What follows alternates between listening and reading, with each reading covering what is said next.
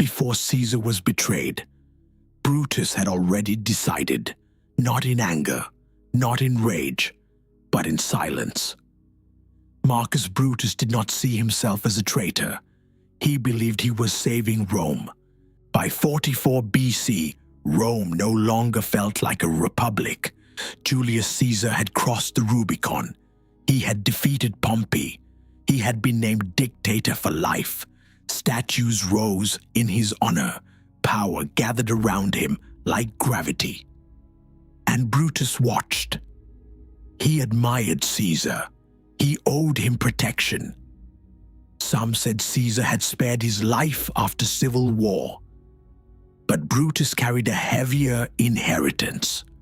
His ancestor had once helped overthrow a king.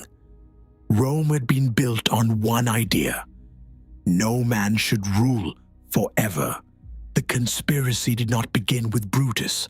It began with whispers. Senators approached him quietly. They did not speak of ambition.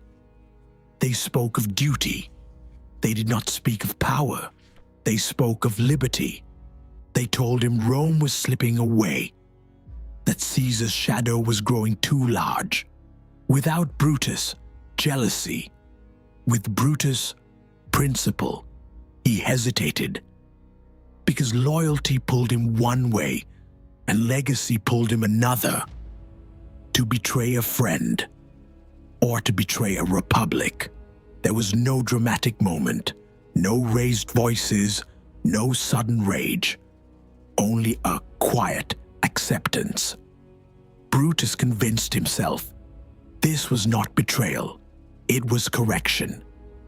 Rome was bigger than friendship, bigger than gratitude, bigger than Caesar.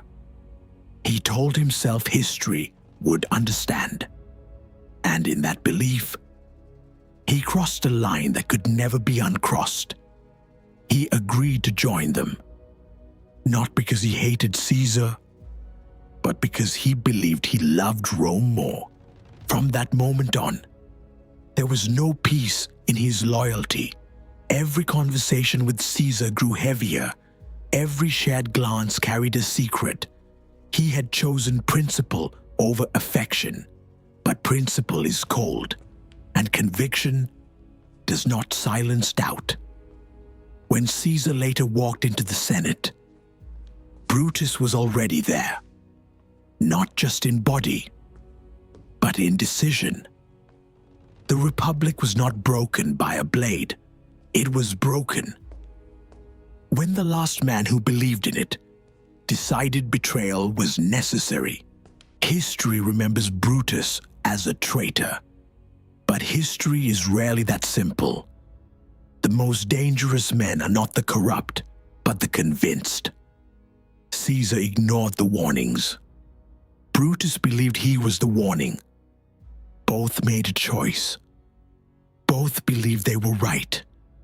And between pride and principle, a republic fell. The past is not silent.